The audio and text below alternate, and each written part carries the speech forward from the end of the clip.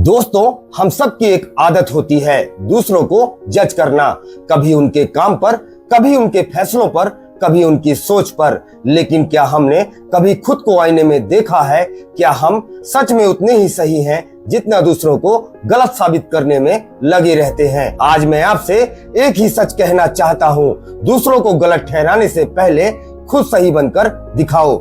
नमस्कार दोस्तों, कैसे हैं आप? आशा करता हूँ स्वस्थ होंगे, मस्त होंगे। तो चलिए शुरू करते हैं। देखो, दूसरों पर उंगली उठाना बहुत आसान है, लेकिन सवाल यह है कि जब हम किसी को गलत कहते हैं तब क्या हम खुद सही होते हैं? मान लो कोई दोस्त गलती करता है, हम तुरंत कह देते हैं ये तो हमेशा गलत करता है। लेकिन जब हमसे गलती हो तो हम कह देते हैं यार इंसान से ही तो गलती होती है। मतलब दूसरों के लिए कानून अलग है और अपने लिए अलग है।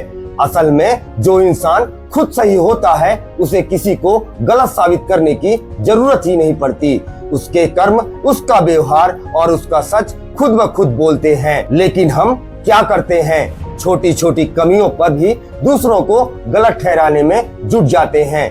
कभी भाई की सोच पर, कभी दोस्त की लाइफ स्टाइल पर, कभी पड़ोसी के काम पर। हम हर जगह जज बन जाते हैं। अब सोचो, अगर सब एक दूसरे को गलत साबित करने में ही लगे रहे तो सही कौन बनेगा? सही इंसान बनने के लिए हिम्मत चाहिए, गलतियों से सीखने की हिम्मत चाहिए, अपने अंदर झांकने की हिम्मत चाहिए और अपने कर्म बदलने की हिम्मत चाहिए। दूसरों की गलती ढूंढना आसान है, लेकिन अपनी गलती मानना यही असली ताकत है।